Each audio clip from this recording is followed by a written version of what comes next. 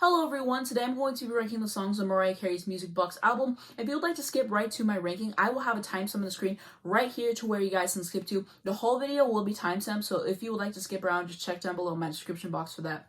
And now onto a couple quick disclaimers. Number one, this is just my personal opinion and interpretation of the songs. I would love to hear yours down below. Just keep it respectful, please. I'll be reading off my phone as I always do. Sorry for any background noise or dust particles that you may see all across the video. Everything I referenced to make this video mention will be linked down below in my description. And lastly, if I have any notes that I forget to add, check down below. I might have a pinned comment. And let's get into it. So at my number 10 pick is going to be Just to Hold You once again. I like this song. I can appreciate it in context of the album, but it definitely feels like filler, at least in my opinion. And the other songs are just way better compositionally, and they have a lot more replay value for me, but I don't think that this is a bad song at all. On to my number 9 pick, which is going to be Hero. Honestly, this song doesn't hold the same spark for me as a lot of her other number ones do. It doesn't have the same replay value or personality. It definitely feels generic, and I know she wrote it for someone else, so that definitely has something to do with it. And this song can be boring for sure. I skip it because a lot of the times I'm just not in the mood to hear it, but occasionally I can listen to it, I can feel the message, I can feel the power, and it takes me to a certain place, but that doesn't happen all the time. I appreciate the message though, and what the song has been able to do for people, and the fact that it has taken on a new meaning for Mariah. And I do think that this is a lovely vocal performance for sure, and I do like the song overall though. I happen to prefer the live version just because of what she does with her vocals and the choices and stuff. My favorite is going to be the Tokyo Dome version because she improvises upward, and wow, it is truly magnificent. So that's just my opinion. At number 8 is going to be I've Been Thinking About You. This song is good, however, I don't actively seek to listen to it. If I'm going to listen to an upbeat song from this album, it is never this one. I always have another one I'm going to go to, but I do like it and I can appreciate it in the context of the album. At number 7 is going to be Without You. So this is a cover of Harry Nilsson's rendition of the song, which was originally done by Badfinger, and once again, she did what she had to do. I love Mariah's covers because of the flair that she adds to it, the personality, the technique, and this one is no exception. She really knocked it out of the park. Whenever Mariah covers your song, it's automatically hers, and I love the way that she bodies her covers, and this one has grown to me a lot. I think that it is great.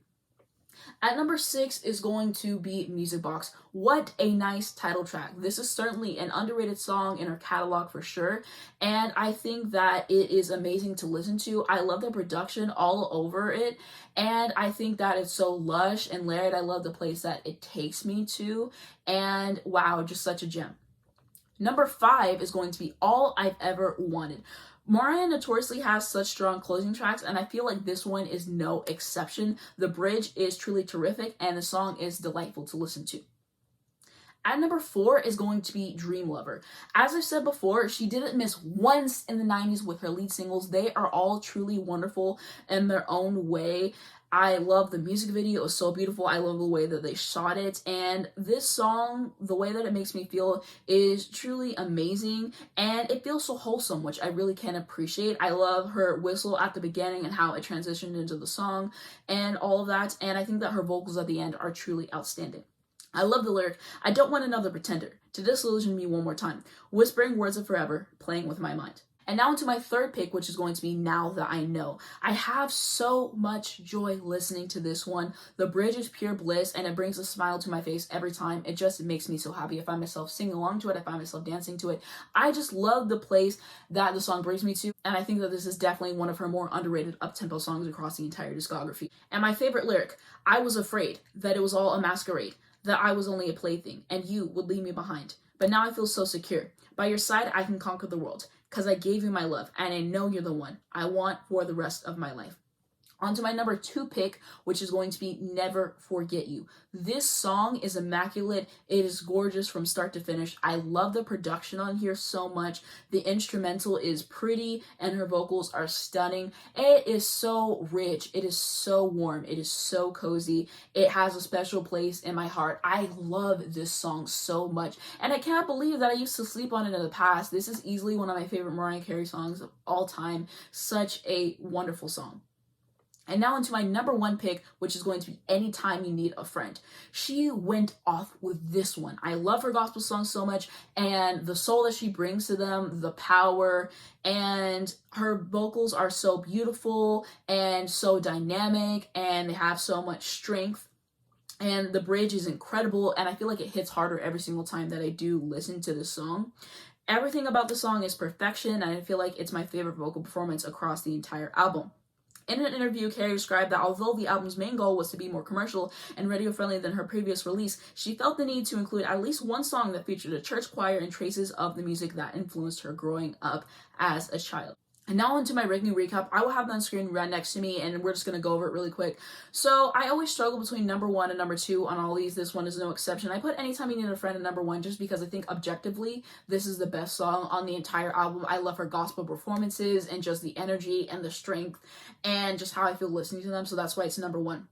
But number one and two can switch on any given day. Same thing with number 5 and 6. I feel like as time has gone on, I've really been appreciating the Music Box song more. I love whenever it comes on. I find myself looking forward to it more. And like I said, it's such a gem, and I really do like it. So those could probably switch on any given day. But that is just how I'm feeling for now. Of course, as I listen to the album more, my opinions might change over time.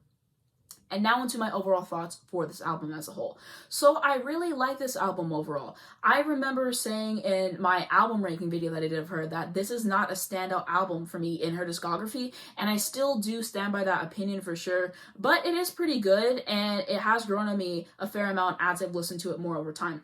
There's impressive vocal performances, lyrics, and instrumentals all over here, making it such a pleasant album to listen to.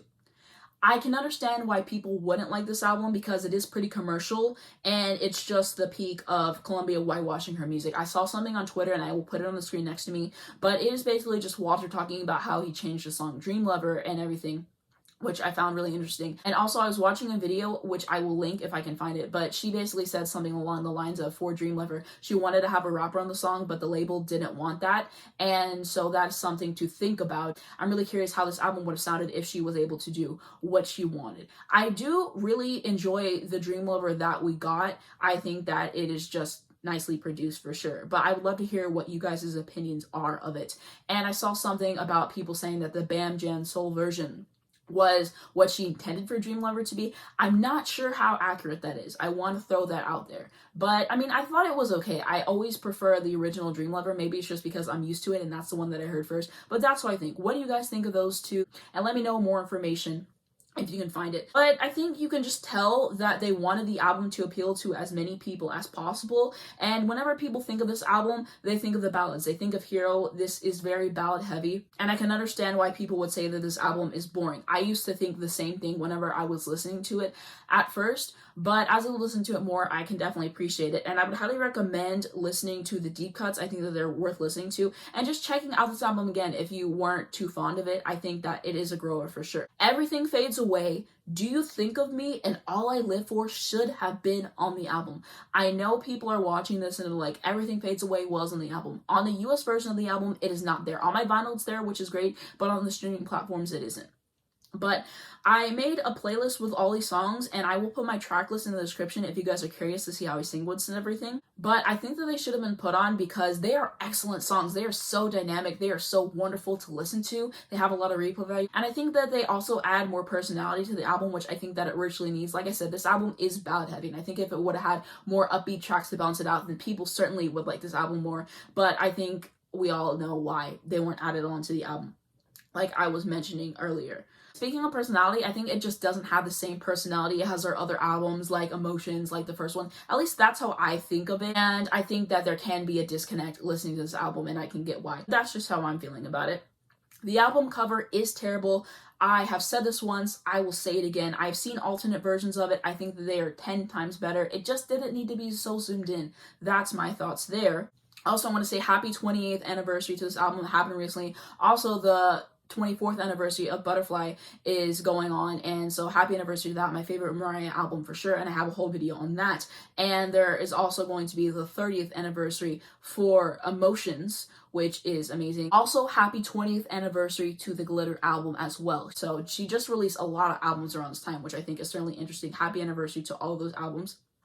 And that's going to be it for my thoughts. If I have any notes that I forget to add, then just check down below. I might have a pinned comment with some more information. What do you guys think of this album? What are your favorite songs? What are your least favorite songs? How would you rank the album? What are your memories with the album? What are your interpretations? Do you have any fun facts about the album or of Mariah? I would love to hear yours down below. And that is going to be it. If you did enjoy this video, then subscribe to my channel, because every month I choose a Mariah album and I rank all the songs on it. And next month I will finally be getting around to the Emancipation Mimi. I've been asked about this album several times and people really wanted me to do it.